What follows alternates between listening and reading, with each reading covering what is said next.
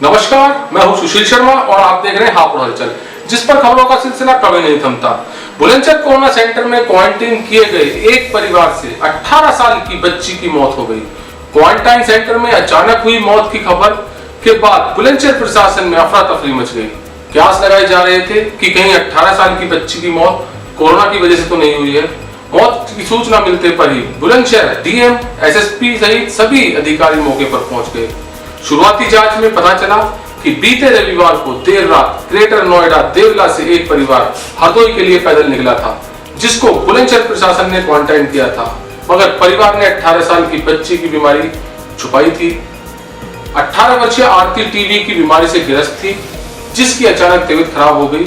तबीयत इतनी खराब हो गई कि 200 मीटर दूर सामुदायिक स्वास्थ्य केंद्र से डॉक्टर पहुंचे, तब तक आरती ने दम तोड़ दिया था। आरती के परिवार ने घर जाने की लालसा में आरती की बीमारी प्रशासन से छुपाई न होती तो शायद टीबी की बीमारी का उपचार आरती को दिया जाता, जिससे उसकी जान बच जाती।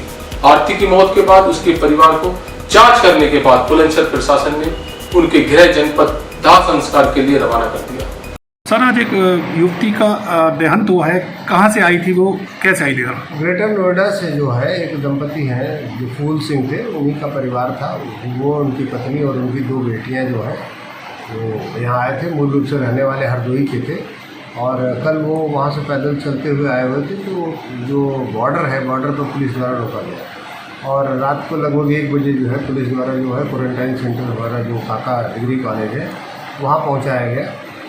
वहाँ पर सारे लोगों का जो है डॉक्टरों द्वारा जो है परीक्षण करके जो है और उनके अलग अलग ग्रुपों में सबको जो है रुकने की सब व्यवस्था की गई। तो उस समय सारी चीज़ें सब नॉर्मल थी, कोई बात नहीं थी। आज दिन में जो है अचानक उस लड़की की तबीयत खराब हुई तो सूचना दी गई डॉक्टर को। डॉक्टरों की टीम तुरंत गई वहाँ पे। तो पता चला जब तक परीक्षण कर रहे थे, दवा हुआ इलाज कर रहे थे, तभी उनकी डेथ हो गई जो है। बाद में पता चला जब वहाँ पे उसके माता पिता ने कि इस तथ्य को छिपा लिया था कि वो ट्यूबरक्लोसिस की मरीज़ थी और काफ़ी लंबे समय से उसका इलाज चल रहा था।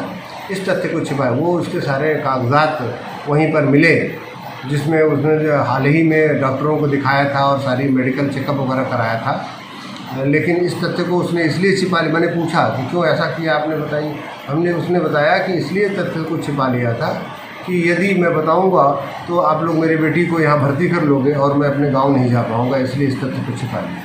तो क्या सर पोस्टमार्टम की कार्रवाई की जा रही है क्या? नहीं, पोस्टमार्टम की आवश्यकता इसलिए नहीं पड़ी कि कोई सस्पिशियस डेथ नहीं थी और उसके माता पिता बार बार अनुरोध कर रहे थे, गरीब लोग थे कि साहब यहाँ हम लोग जो है मर जाएंगे, हमको किसी तरीके से हमारे गाँव भेज दीजिए और हम जाके अपने घर पर ही इसका जो है दाह संस्कार की कार्रवाई करेंगे। जहाँ तक डॉक्टरों की टीम द्वारा जो है इसका परीक्षण किया गया तो डॉक्टरों की सलाह पर ही मैंने उसको जो है जाने की अनुमति दी। डॉक्टरों द्वारा बताया गया कि जो किसी तरह कोरोना के लक्षण नहीं थे, फिर भी एहतियात के तौर पर उसकी सैंपलिंग हमने डॉक्टरों से अनुरोध करके उसकी सैंपलिंग करवा दी है। और उसके अलावा कोई उसकी सस्पिशियस चूँकि डेथ नहीं थी, किसी तरह संदिग्ध अवस्था में कोई मृत्यु नहीं हुई थी, इसलिए जो है उसके माता पिता के जो अनुरोध पर बगैर पोस्टमार्टम के जो है उसको जाने की अनुमति दी गई। तो उनका परिवार कहाँ भेजा गया है? हरदोई। उसका परिवार मूल रूप से हरदोई का रहने वाला है और हरदोई भेजा। अभी सुशील शर्मा को दीजिए इजाजत। आगे खबरों के लिए बन रही हापुड़ हलचल।